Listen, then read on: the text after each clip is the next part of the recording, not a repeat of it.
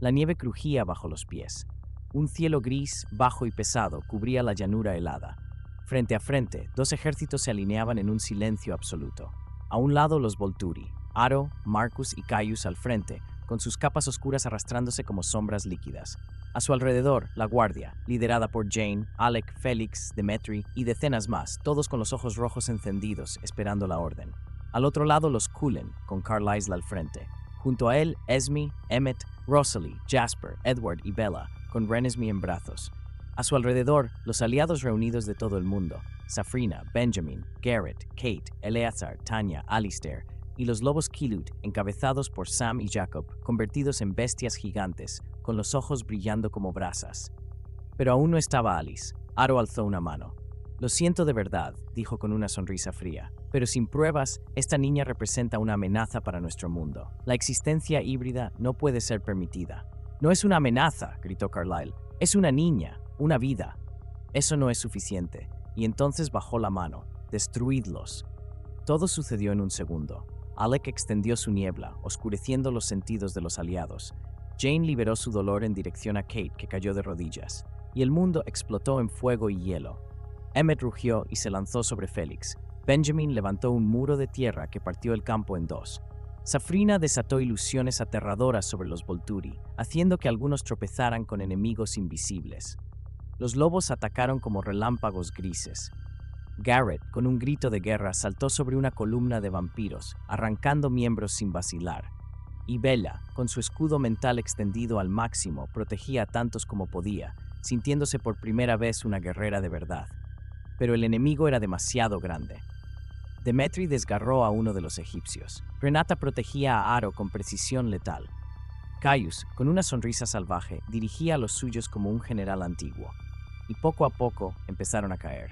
Carlisle fue el primero. Corrió hacia Aro, implorando una última vez por la paz. Aro fingió alargar la mano, y en un segundo Félix apareció por detrás y Carlisle fue decapitado.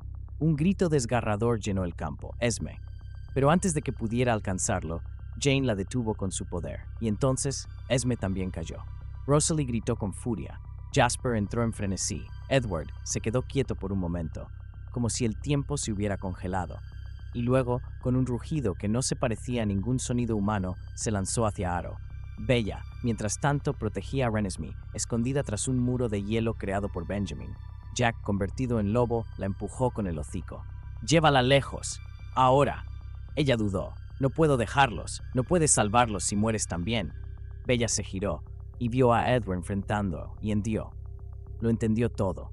Aquel no era un día para vivir, era un día para luchar. Desde lo alto de una colina, dos figuras finalmente aparecieron. Alice, Nahuel, demasiado tarde. Alice gritó al ver el campo cubierto de cuerpos, vampiros convertidos en polvo, lobos heridos, aliados destrozados, y supo que no había negociación posible ya. Pero había otra cosa, una elección. Alice se lanzó al combate, corriendo con un cometa oscuro entre la nieve. Jane la vio, disparó su dolor hacia ella. Pero Bella, ya libre de proteger a tantos, alzó el escudo hacia Alice, y por primera vez Jane falló. Alice llegó hasta Aro, le lanzó la prueba de la existencia de híbridos inofensivos.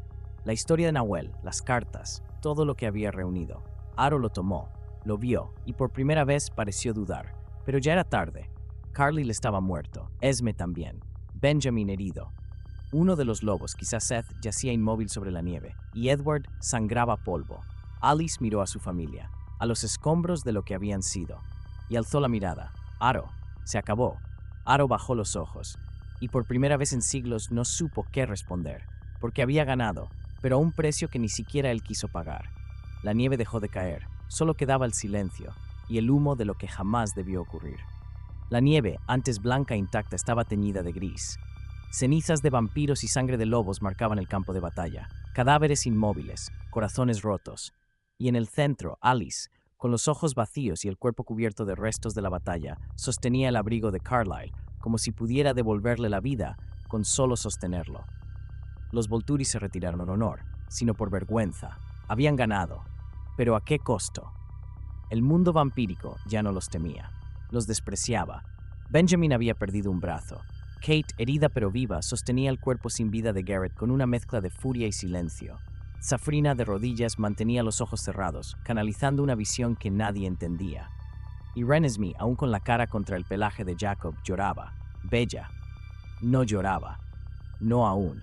Solo miraba el cuerpo de Edward, que yacía cubierto de nieve, su rostro sereno, sus labios entreabiertos, como si aún susurrara su nombre. Alice se acercó, se arrodilló junto a Bella. «Lo vi», dijo con voz rota, «tantas veces, y sin embargo, nunca así». Bella cerró los ojos. «Yo no puedo vivir sin él. Tú no estás viva, Bella, ni muerta, estás despierta. ¿Y qué se supone que haga con esto?» Alice no respondió, solo la abrazó. Por primera vez desde su conversión, Bella lloró veneno.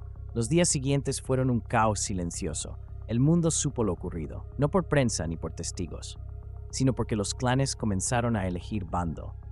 Los rumanos reclamaron poder, los Denali juraron lealtad a los Cullen supervivientes, los lobos regresaron a la Push reducidos pero no derrotados, y los Volturi se escondieron. Su autoridad ya no era temida, su legado ensangrentado. En Forks, la casa Cullen fue restaurada, no como antes, nunca como antes. Renesmee crecía. Jacob no se separaba de ella. Bella sobrevivía. Cada noche visitaba la tumba simbólica de Edward, un árbol marcado, una piedra sin nombre. Y se sentaba allí, a escuchar el viento. A veces hablaba, a veces cantaba, a veces solo se quedaba quieta. Y en su silencio, Edward vivía. Alice, por su parte, asumió lo que nadie más pudo. Se convirtió en la protectora del legado Cullen, la que mediaba, la que negociaba, la que veía lo que vendría y aún así se atrevía a vivir. Y así, en un mundo que ardió y volvió a congelarse, la guerra trajo muerte, pero también memoria.